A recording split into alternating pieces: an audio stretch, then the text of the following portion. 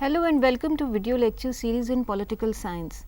Today we are going to discuss chapter 1 titled as Political Theory and Introduction from your class 11th political science textbook Political Theory. For understanding, we have divided this chapter into two parts. In the previous part of this chapter, we discussed about definition of political science, we discussed about what are political institutions, what is political philosophy, and what is meant by politics in everyday life. We also discussed about what do political scientists study and why do we need to study political systems. In today's lecture class, we will discuss about political theory in greater details. Now, as you know that political science is defined as a branch of knowledge that deals with the state and systems of government. It is a scientific study or analysis of political activity and political behavior.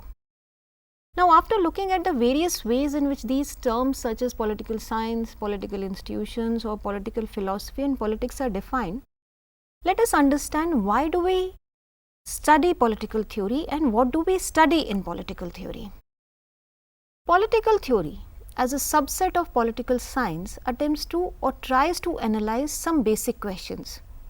Questions such as how society should be organized, why do we need a government, what is the role of the government? How should we choose a leader or someone who governs us? What should be the role of the governor? What is the best form of government? Does law limit our freedom? Or what are our rights and duties, and many other such questions. Political theory in a systematic manner deals with ideas, principles and values that shape social life, constitution of life and governments. It attempts to understand meaning of concepts like what is meant by freedom, what is justice, what is equality, what is secularism and democracy, and various such other concepts. Since societies are always changing and so are its social, economic and political institutions, political theory tends to see what principles and values guide these changes and determine the structure of institutions that shape our society or compose our society. Modern societies have enshrined these values in their constitutions. Constitutions do not emerge overnight. You cannot think of coming up with a constitution in a short span of time. They are a result of centuries of debates and discussions about ideals and principles that must be adopted in order to give citizens their due in any given society or nation. Many such ideas and debates have been contributed by many philosophers. To name some like Kautilya or Chanakya, Aristotle, Rousseau, Gandhi, Bhimrao Ambedkar and Karl Marx. Now, back in about 5th century CE, Common Era, Plato and Aristotle held a debate on the subject of monarchy and democracy, and they argued which one is better. In modern era, Rousseau argued about freedom as fundamental right of the mankind. Similarly, if we talk about Karl Marx, he stated that equality is as crucial as freedom of the individual. Mahatma Gandhi spoke about Swaraj, and Dr. Ambedkar fought for the rights and equality of the downtrodden sections of society, that is scheduled caste. And the Constitution of India represents all these ideals in totality. Preamble of Constitution of India enshrines freedom and equality.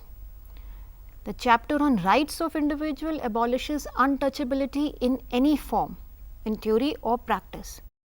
Gandhian principle finds a place in the directive principles. Political theory studies the significance of principles such as rule of law, separation of powers within the state, it studies judicial review, etc.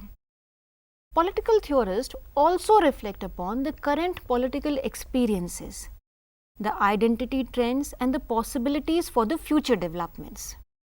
You might be thinking that we have already achieved freedom and India is a democracy.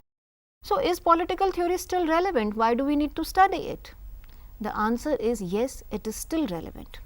For example, although equality may exist in political sphere in the form of equal rights given to all individuals, but it may not exist in the economic or social sphere to the same extent. People are discriminated in everyday life on the basis of their caste or economic status. Some people are privileged while others are deprived. Some people have more rights while others do not have those many rights. Thus, freedom and equality, despite being guaranteed by the Constitution of India, remain a distant dream. In the changing circumstances, the meaning and interpretation of basic principles and values is being constantly done.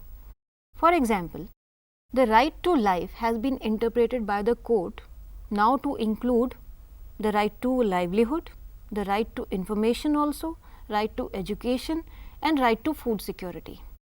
These have been granted through new laws in our society, that is RTI, Right to Information, Right to Education RTE and National Food Security Act. Now, societies while changing encounter new challenges which generate a new demand for newer interpretations. The fundamental rights guaranteed by our Constitution have been amended and expanded over time through what? Through judicial interpretations and government policies, which are designed to address the new challenges and problems that humanity is facing. In the changing world, humanity is confronting new forms of freedom along with new threats to freedom also. Now, what do we mean by this? New forms of freedom and new threats to freedom. For example, information and communication technology has made our lives easier. How? By giving us access to internet or network with which people all over the world are connected to one another. But it also enables terrorists and criminals to use these networks for anti-social and anti-human activities. Many of you might have experienced or have bought something online, doing online shopping or marketing. But we also want that this information that we provide about ourselves online should be protected, like credit card numbers or passwords should not be made open to others. So, on one hand, people do not want control over net or censorship on net, but at the same time they want some kind of control over some other people having access to your information. They know that some kind of regulation is required to safeguard individual security and privacy. Now, political theory attempts to find answers to such problems or questions. Questions like how much freedom should be given to people using the internet is debated. Should they be allowed to send unsolicited emails to strangers or exchange private information? Can you advertise your products online? Should government be allowed to read private emails to track down the antisocial activities done by the terrorists? How much regulation is justified and who should regulate, government or some independent regulator? In this book called as Political Theory, we will deal with the origin or meaning and significance of some of the important political ideas. Ideas such as freedom, equality, justice, development, nationalism, secularism and citizenship.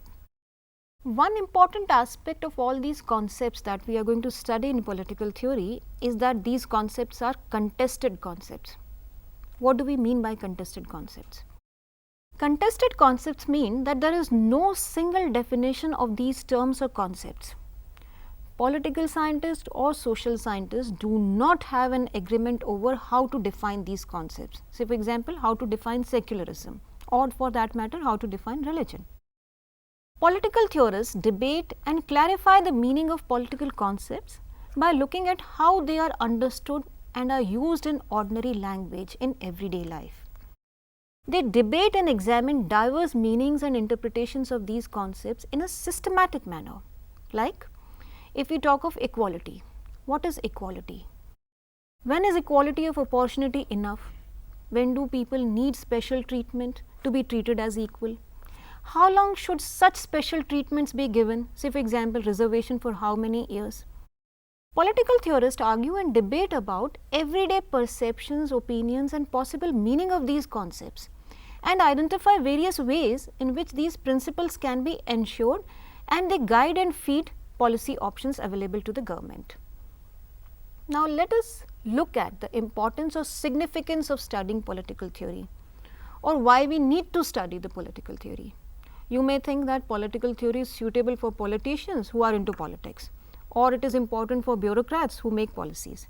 It is important for judges or lawyers who interpret law or constitution, or it may be important for teachers who teach political theory, or for activists or journalists who bring about violation of these principles, expose exploitation and demand new set of rights. But why do we as a student need to know about ideas of freedom or equality? There are important reasons for you to know about these ideas and concepts. Practically speaking, let's understand why do we need to know this. Practically speaking, political theory is relevant for all these people. And one day you may also choose to be one of the professionals we just discussed. The concepts in political theory are basic building blocks of a healthy social organization and political organization. Knowing these concepts, their meanings and diverse interpretations helps us to improve them further and do good to maximum number of people in our society. Understanding the concept also helps us to bring into practice these concepts in real life. Like, despite constitutional guarantee of equality, inequality exists in our society. There is inequality on the basis of caste, income, gender, region, religion and what not.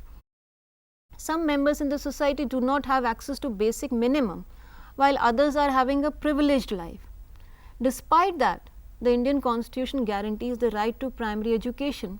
Many children and especially girls remain out of the formal system of education, that is, they do not go to schools. Why is this so? The answers are not simple, they are deep and complex. Government should evolve some mechanism to offer fair share to people from disadvantaged groups in the society or downtrodden sections of the society. Thus, given the nature and magnitude of inequality, you can imagine how difficult it is for us to define the concept of equality. Thus, equality is a contested concept. Secondly, we can say that all of you or all of us being citizens of a nation are entitled to choose our leaders by casting our vote in elections and decide about various issues directly or indirectly. To exercise our rights responsibly, it is important to have basic knowledge of political ideas and institutions that shape the society or the world we live in. By expressing our arbitrary preferences without proper knowledge, we may remain ineffective.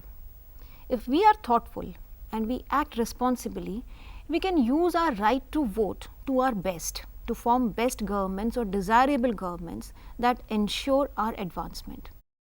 We can also make use of media to initiate changes, discuss ideas, concerns and common interest of people. For example, in modern times, a small event can attract international attention through social networking sites. A small protest at times become global in nature. There are ample of examples when people have sought help of social media to fight for a cause. Understanding of political theory helps us to be vigilant citizens and make politics more public oriented and public spirited. Another important significance of political theory lies in the fact that it helps us to moderate our extreme views also. What do we mean by this, moderating our extreme views? Ideas of freedom, equality and secularism are not abstract ideas. We experience these ideas in our daily life, everyday life. Say, have you ever experienced discrimination of any form in any sphere of life? Imagine if you have been discriminated. If we know about these concepts clearly, we can identify them clearly or relate our experiences to theory. And if someone tries to discriminate us, we can say, oh, we are being discriminated. In life, we tend to make very strong or subjective opinion about many concepts on the basis of our experience. If we are discriminated, we tend to be avengeful against those who discriminate us.